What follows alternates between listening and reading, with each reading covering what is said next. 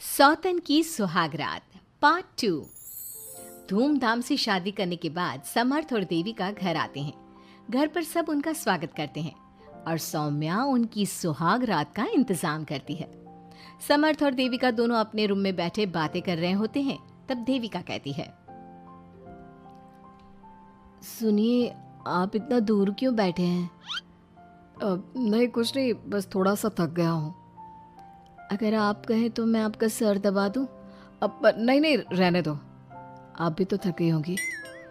देविका आगे बढ़ते हुए कहती है, थक तो गई हूं पर आपकी सेवा करना पहला धर्म है मेरा। देविका झट से समर्थ के पैर पकड़कर दबाने लगती है। ऐसे ही कुछ देर निकल जाती है और समर्थ कहता है, अब रहने दो देविका, तुम भी आराम कर लो, तुम भी थकी थकी लग रही हो। देविका मना करते हुए उठ जाती है और अपने बालों को खोलकर समर्थ का सर दबाने लगती है और कहती है, मेरी थकावट तो आप ही दूर कर दोगे ना?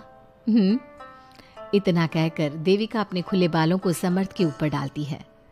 समर्थ देविका के जाल में सम्मोहित होने ही वाला होता है कि अचानक से दरवाजे पर किसी की दस्तक होती है। समर्थ आवाज लगाते हुए कहता है, कौन? भाई, मैं हूँ सौम्या। क्या है सौम्या? क्या बात है देविका, कैसा लग रहा है मेरी भाभी बनकर? कुछ बात आगे बढ़ी या नहीं? बात आगे बढ़ती कैसे? तू जो आ गई कबाब में हड्डी। अच्छा जल्दी बता, किस लिए आई थी? सौम्या ठिठोली करते हुए कहती है, क्या बात है देविका, बहुत जल्दी हो रही है।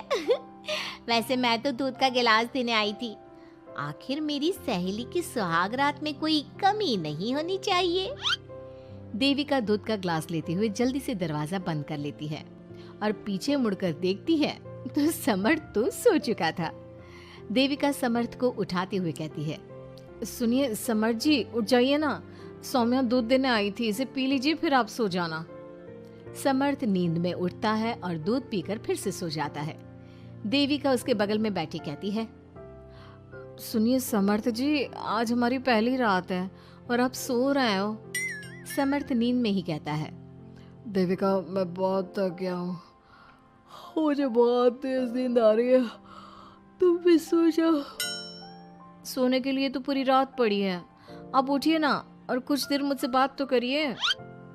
देविका जिद करते हुए समर्थ को आधी नींद से उठा देती है। समर्थ उठकर बैठ जाता है और कहता है, बोलिए देविका जी, आपका हुक्म सर आंखों पर। सुनिए, मैंने सुना है कि पति अपनी पत्नी को पहली रात कोई तोहफा देता है, आप मेरे लिए कुछ नहीं लाए क्या?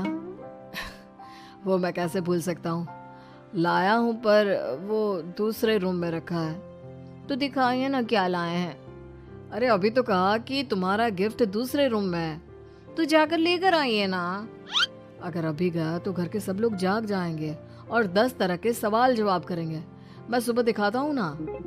समर्थ इतना कहकर लेट जाता है और लेटे लेटे देविका से कहता है, अच्छा सुनो देविका, मुझे बहुत नींद आ रही है, मैं सो रहा हूँ, तुम भी सो जाओ।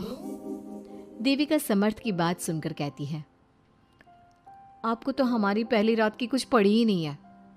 इतना कहकर देविका भी उसके करीब आकर लेट जाती है और सो जाती है। अगली सुबह अधीरा समर्थ के रूम में सफाई करने आती है और देविका को उसके करीब लेटा देख रोने लगती है। रोने की सिसकी सुनकर समर्थ की आंख खुल जाती है। वो उठकर देखता है कि अधीरा उसके कमरे में रो रही है। उसे देखते ही समर्थ बहुत गुस्से में आ जाता है और अधीरा से कहता है, अधीरा, तुम सुबह सुबह क्यों रो रही हो? तुम्हें यहाँ नहीं आना चाहिए था, जाओ यहाँ से। समर्थ अधीरा का हाथ पकड़कर रूम के बाहर कर देता है और कहता है, अब बिना दरवाजा नॉक किए अंदर मत आना। इतने में देविका भी आ जाती है और समर्थ को भड़काते हुए कहती है, हाँ समर्थ जी, ये रो रो कर हमारे घर में अपशगुन कर रही है और अब ये देखो कैसे मगरमच्छ के आंसू दिखा रही है।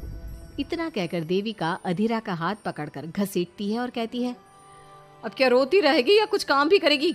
मुफ्त में रोटियां तोड़ने को नहीं मिलेगी यहाँ पर, चल उठ यहाँ से और कुछ काम कर। अधीरा वहां से उठकर रोते रोते चली जाती है और जाकर रसोई में सबके लिए चाय बनाती है और चाय जाकर पहले अपनी सास को देती है। चाय पीते ही मंजू अधीरा को गुस्से से कहने लगती है, लगता है मुझे मारने की साजिश कर ली है। अरे अभी तक तूने ढंग की चाय बनाना नहीं सीखा। इतनी मीठी चाय बनाई है कि कहीं मैं शुगर की बीमारी से मर ही ना जाऊं। अरे जा जाकर तू मर कहीं। अधीरा मंजू की बात सुनकर दुखी होती है। इतने में सौम्या वहां आ जाती है और कहती है, ये लो, महारानी अभी यहीं बैठी है और मैं पूरे घर में देख आई। अरे ओ महारानी, यहाँ बैठकर किसका मातम मना रही हो? उठ यहाँ से और जाकर हमारे कपड़े धो, बहुत कपड़े पड़े हैं धोने को।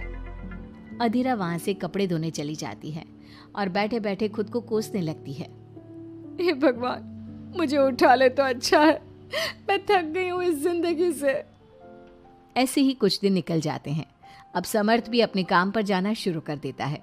एक शाम अधीरा घर के सारे काम करके अपने रूम में आराम कर रही थी और मंजू अधीरा को आवाज लगाते हुए कहती है, अरे ओ कलमुही, अगर आराम हो गया हो तो आकर मेरे पैर दबा दे। देविका उस समय वहीं से गुजर रही थी और समर्थ का घर आने का टाइम देखकर देविका मंजू से कहती है, माँ जी सुनिए, आप कहें तो मैं दबा दूं आपके पाँव। पता नहीं अधीरा कहाँ है। देविका मंजू के पांव दबाने बैठ जाती है और कुछ ही टाइम बाद समर्थ भी वहां आ जाता है और देविका को माँ के पांव दबाते देख बहुत खुश होता है।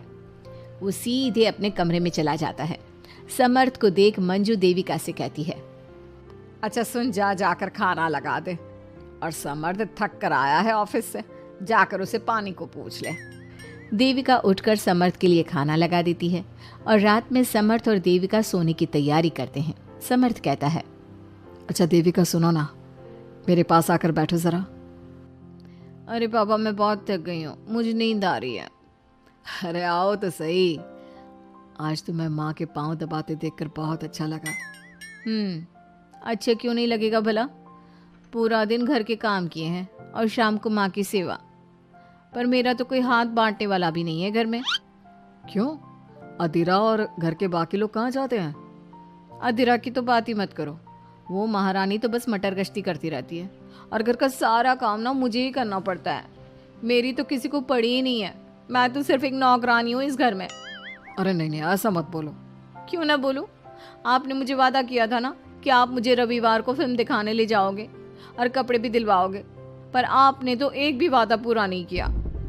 अच्छा बाबा, कल रविवार है, कल ही चलते हैं और तुम्हारी सारी शिकायत दूर कर देते हैं।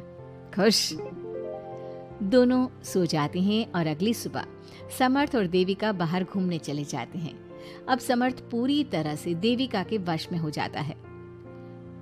देविका जो कहती समर्थ वही करता। क्या समर्थ को कभी अपनी बहन और दूसरी पत्नी की सच्चाई पता चल पाएगी? अब क्या होगा अधीरा का? इसके लिए हमारे अगले एपिसोड का इंतजार कीजिए।